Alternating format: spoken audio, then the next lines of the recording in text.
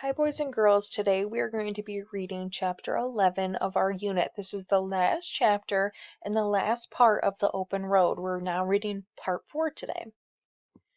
Where was Toad? He was sitting in the middle of the dusty road and staring in the direction of the disappearing motor car. He went into a sort of a trance. His face looked calm and he muttered, "Toot, toot." Rat shook him by the shoulders, but Toad did not budge. "What a beautiful sight!" Toad murmured. "That is the real way to travel, the only way to travel. Oh my, I must get one." Mole tapped the rat on the shoulder, but Toad went on. "To think I never knew," he said. "All those wasted years that lie behind me. I never knew. I never even dreamed of it. But now that I know, oh, what fun awaits me!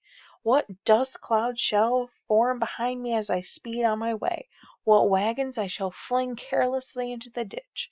Those awful little wagons, common wagons, yellow-colored wagons!" "What shall we do with him?" asked Mole. This is when Toad is kind of laying on the ground and acting a little funny after he was flung out of the wagon. And now, what does he think about the motor car? And what does he think about the way that they were traveling before in the travel wagon? "There is nothing to be done," said Rat. "He is mad. He has got a new craze. It is always like this, in the first stage. He'll go on like that for days now, walking in a happy dream, not able to do anything useful. Never mind him. Let's go and see what can be done about the wagon." They inspected the wagon and found that it would no longer travel. One wheel had been broken into bits. "Come on," said the Rat. "We'll have to walk. It's 5 or 6 miles to the nearest town. The sooner we get started, the better." "But what about Toad?" asked Mole. "We can't leave him here, sitting in the middle of the road by himself. It's not safe. What if another thing were to come along?" "Never mind him," said Rat. "I'm done with him."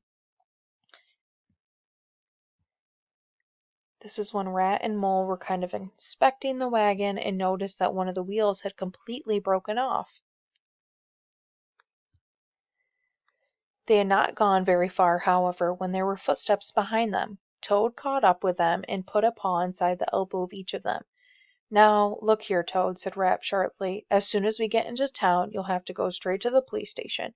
You must see if they know anything about that motor car.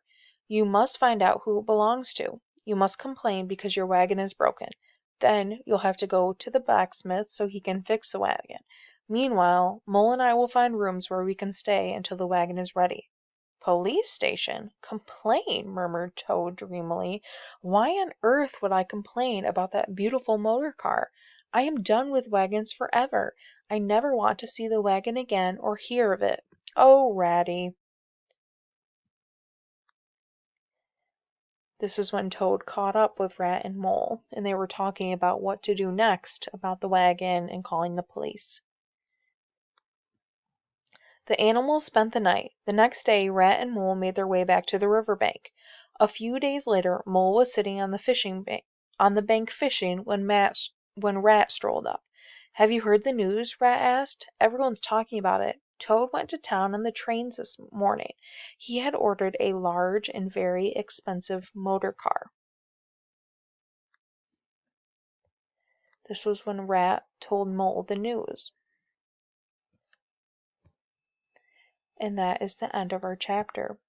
So let's kind of talk about what had happened in here. Do you remember at the beginning of this story when Toad didn't really care about fishing anymore and all he wanted was the wagon? And then the same thing kind of happened with him to the wagon. He no longer wanted the wagon and all he wanted was the motor car. So, if we know anything about Toad, is he happy with things that he gets, or does he always want better? Or more things, more exciting, more new things?